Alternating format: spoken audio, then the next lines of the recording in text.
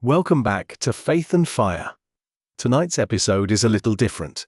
I'm not here to rant about culture, politics, or decline, although those things matter. Tonight, I want to ask a much more basic question.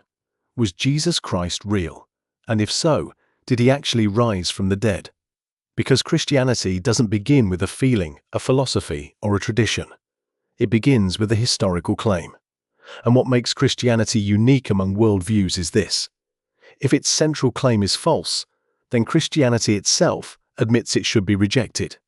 The Apostle Paul says plainly, "If Christ has not been raised, our preaching is useless, and so is your faith." So I'm not asking you to believe blindly. Let's start at the beginning. I'm asking you to examine. Did Jesus really exist?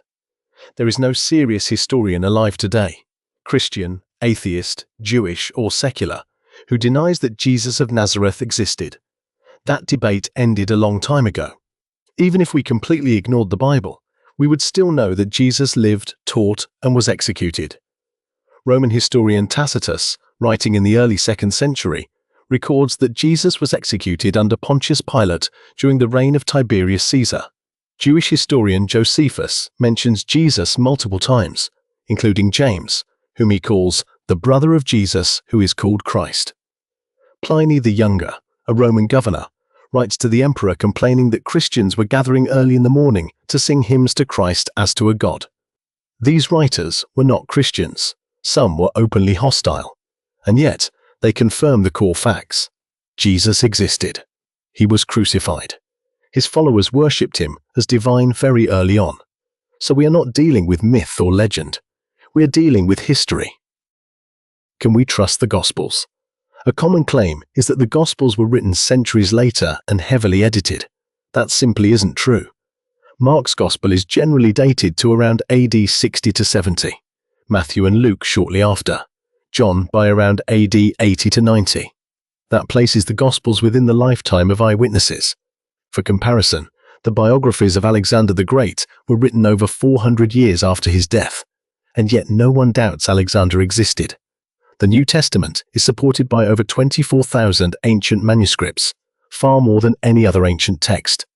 And then there's the Dead Sea Scrolls. Discovered in the 20th century, these manuscripts contain Old Testament texts dated 100 to 200 years before Jesus was born. When scholars compared them to later copies, they found something remarkable. The text had been preserved with extraordinary accuracy, which means this. The messianic expectations written in the Hebrew Scriptures existed before Jesus, not after. Christianity did not rewrite its scriptures to fit Jesus. Jesus fits the scriptures that already existed. Messianic prophecy. Let me give just a few examples. Isaiah 53, written around 700 years before Christ, describes a suffering servant who is rejected, silent before his accusers, pierced for our transgressions, and who dies for the sins of others.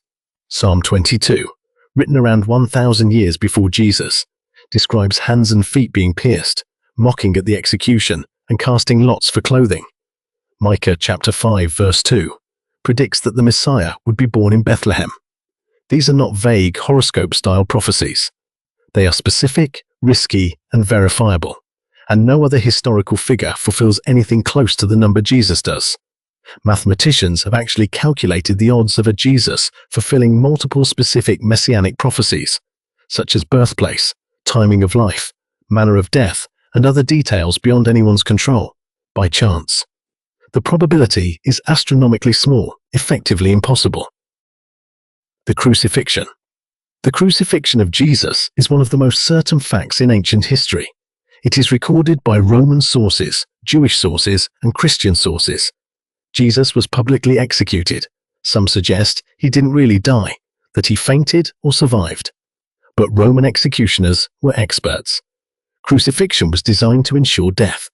Jesus was scourged, nailed to a cross, pierced with a spear, and confirmed dead. There is no serious scholarly debate here. Jesus died. So the real question becomes this: what happened next? The resurrection. Here are the facts most historians agree on. Jesus died by crucifixion. His tomb was found empty. Many individuals and groups believed they saw him alive again. The disciples were transformed from cowards into bold witnesses. The resurrection was proclaimed immediately in Jerusalem, the very city where Jesus was killed. Hallucinations don't explain this. Hallucinations don't happen to groups. They don't involve shared conversations, meals, or repeated encounters. The idea that the disciples stole the body also collapses quickly. These men gained no wealth, no power, no safety. They were beaten, imprisoned, and executed. People may die for something they believe is true, but no one dies for a lie they know is false. Even more striking are the conversions of skeptics and enemies. James, Jesus' own brother, did not believe in him during his lifetime. After the resurrection, James becomes a leader of the early church and is later executed for his faith. Paul was actively persecuting Christians. After encountering what he believed to be the risen Christ, he becomes Christianity's most influential missionary and is eventually executed. So ask yourself honestly, what event best explains all of this? The resurrection is not the easiest explanation, but it is the one that actually fits the evidence. Christianity does not ask you to abandon reason. It asks you to follow it. The question is not whether Christianity has evidence. It does. The question is whether we are willing to accept where that evidence leads. Because if Jesus rose from the dead, then he is not merely a teacher, a prophet, or a moral example. He is Lord, and that changes everything. Thank you for listening to Faith and Fire.